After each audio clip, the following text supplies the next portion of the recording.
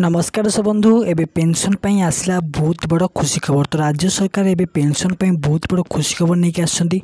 तो चलंतु पूरा डिटेल सहित जानिबा पेंशन काहा को मिलियो जाउची आ केते टंका मिलियो जाउची आ केबे ठारु या स्टार्ट हबो लागू हबो पूरा डिटेल सहित जानिया हमें ए वीडियो माध्यम रे। तेणु आपण माने ए वीडियो को फास्ट टू पर लास्ट पॉइंट देखंतु ताला आपण माने जानि परिबे। तो चलंतु आ डे न करी वीडियो को स्टार्ट करिया पूर्व मु आपण मानू कहि रखिबी कि जदी आपण माने हमर ए चैनल को नुआ आछंती निश्चित भाव में ए चैनल को लाइक करंतु शेयर करते और सब्सक्राइब करते।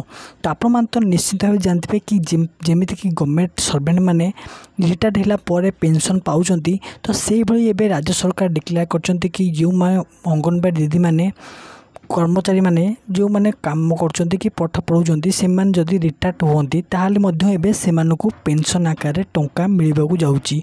तो यह केबेटू स्टार्ट होबो ना जो व्यक्ति रिटायर्ड हेबे अंगनवाड़ी दीदी माने तो रिटायर्ड हेबा ठीक एक मास पर सेमानकर पेंशन खाता को तांकर टंका आसीबाकू जाउची बहुत शीघ्र।